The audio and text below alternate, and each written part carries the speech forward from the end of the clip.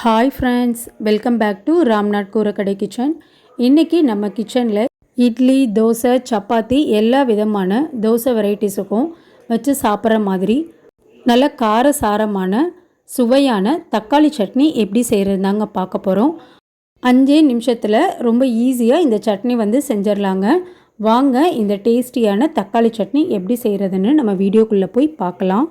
வாணலியில் 4 table spoon அளவுக்கு எண்ணெய் சேர்த்துருக்கேங்க. எண்ணெய் நல்லா சூடானதுக்கப்புறம் 1 டேபிள் ஸ்பூன் அளவுக்கு உளுந்து, நீங்கள் கருப்பு உளுந்து இருந்தாலும் சேர்த்துக்கலாங்க. நான் இன்றைக்கி வெள்ளை உளுந்து சேர்த்துருக்கேன். 1 டேபிள் ஸ்பூன் அளவுக்கு வடக்கடலைப்பருப்பு சேர்த்துக்கலாங்க. உளுந்து வடக்கடலைப்பருப்பு ரெண்டுமே நமக்கு நல்லா செவந்தரணுங்க. ரொம்ப கருக விட்டுற வேண்டாம். கொஞ்சம் பொன்னிறமாக வந்ததுக்கப்புறம் நம்ம வெங்காயம் சேர்த்துக்கலாங்க. நம்ம தக்காளி சட்னிக்கு உளுந்து இல்லாமல் வடக்கடலைப்பருப்பும் சேர்த்து செய்யும்போது டேஸ்ட் ரொம்ப நல்லா இருக்குங்க. இப்போ இந்த அளவுக்கு உளுந்து வடக்கடலைப்பருப்பு நல்லா செவந்ததுக்கப்புறம் ஒரு பெரிய வெங்காயங்க கட் பண்ணி வச்சுருக்கேன். வெங்காயத்தை சேர்த்துக்கலாம். வெங்காயத்து கூடவே காரத்துக்கு வரமிளகாய் சேர்த்துக்கலாங்க. இன்றைக்கி தக்காளி சட்னி நான் கொஞ்சம் காரமாக செய்கிறதுனால 10 அளவுக்கு எடுத்திருக்கேங்க. நீங்கள் உங்கள் காரத்துக்கு தகுந்த அளவுக்கு கம்மியாகவோ அதிகமாகவோ சேர்த்துக்கோங்க.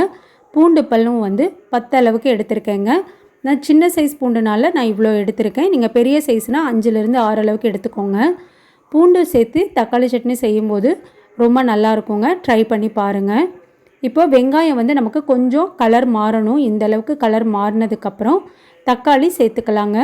4 மீடியம் சைஸ் தக்காளி கட் பண்ணி வச்சுருக்கேங்க. இப்போ தக்காளியும் சேர்த்துக்கலாம். தக்காளி மசியறதுக்கு கொஞ்சமாக உப்பு சேர்த்துக்கோங்க. அப்போ நமக்கு தக்காளி சீக்கிரம் மசிஞ்சிரும். தக்காளி நல்லா குழைவாக வெந்துடணுங்க. அப்போ தான் இந்த தக்காளி சட்னியோட டேஸ்ட் ரொம்ப நல்லாயிருக்கும். தக்காளி சட்னிக்கு மல்லித்தலை சேர்த்து நம்ம செய்யும்போது இன்னுமுமே சுவை நல்லா இருக்குங்க. தக்காளி நல்லா குழஞ்சிடணுங்க இந்த சட்னிக்கு. அப்போ தான் ரொம்ப நல்லாயிருக்கும் டேஸ்ட்டு. பாருங்கள், இந்த அளவுக்கு தக்காளி நல்லா குழஞ்சிடணும். இப்போது நல்லா ஆறுனதுக்கப்புறம் நம்ம மிக்ஸி ஜாரில் சேர்த்து அரைச்சிக்கலாங்க. இப்போது ஒரு 5 மினிட்ஸ் போல் நல்லா ஆறட்டுங்க. இப்போ நல்லா சட்னி ஆறிடுச்சுங்க. நான் மிக்ஸி ஜாரில் சேர்த்துட்டேன்.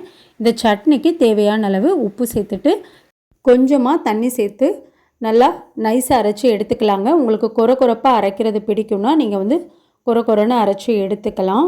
நான் நைஸாக அரைச்சி எடுத்துட்டேங்க. இப்போ இந்த சட்னியை வேறு ஒரு பாத்திரத்துக்கு மாற்றிட்டேன். நம்ம சட்னி அரைச்சி அந்த ஜாரில் 1 டம்ளர் அளவுக்கு தண்ணி சேர்த்துட்டு அதையும் அலசி சட்னியில் சேர்த்துக்கிட்டேங்க. இப்போது சட்னியை ஒரு தடவை நல்லா கலந்து விட்டுக்கலாங்க. இந்த சட்னிக்கு தாளிப்பு கொடுத்துடலாம். எப்பவும் போல தாங்க 3 டேபிள் ஸ்பூன் அளவுக்கு எண்ணெய், 1 டேபிள் ஸ்பூன் அளவுக்கு கடுகு, உளுத்தம்பருப்பு, கருவேப்பிலை, 2 வரமிளகாய் தாளித்து சேர்த்துக்கிறேங்க. அவ்வளோதான், ரொம்ப சுவையான தக்காளி சட்னி ரெடி. உளுந்து வடை, பஜ்ஜிக்கெல்லாம் கூட இந்த தக்காளி சட்னி செம காம்பினேஷனாக இருக்குங்க. நம்ம சேனலில் நிறைய சட்னி ரெசிபீஸ் வீடியோஸ்லாம் நான் அப்லோட் பண்ணியிருக்கேங்க.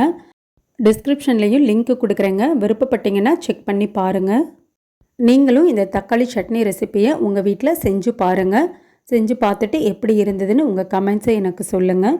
நீங்கள் இப்போ தான் நம்ம சேனலை ஃபர்ஸ்ட் டைம் பார்க்குறீங்கன்னா ராம்நாத் கூரக்கடை கிச்சனை சப்ஸ்கிரைப் பண்ணிக்கோங்க. பக்கத்தில் இருக்க பெல் ஐக்கானை கிளிக் பண்ணிவிட்டு ஆல்ன்ற ஆப்ஷனை டிக் பண்ணிக்கோங்க. அப்போ தான் நான் போடுற புது ரெசிபிஸ் நோட்டிஃபிகேஷனில் உங்களுக்கு உடனுக்குடனே வரும். இந்த வீடியோ உங்களுக்கு பிடிச்சிருந்ததுன்னா லைக் பண்ணுங்கள். உங்கள் ஃப்ரெண்ட்ஸ் அண்ட் ரிலேட்டிவ் ஃபேமிலிக்கும் ஷேர் பண்ணுங்கள். இனி நான் வேறு ஒரு இன்ட்ரெஸ்டிங்கான ரெசிப்பியில் உங்களை பார்க்குறேன். தேங்க்ஸ் ஃபார் வாட்சிங்.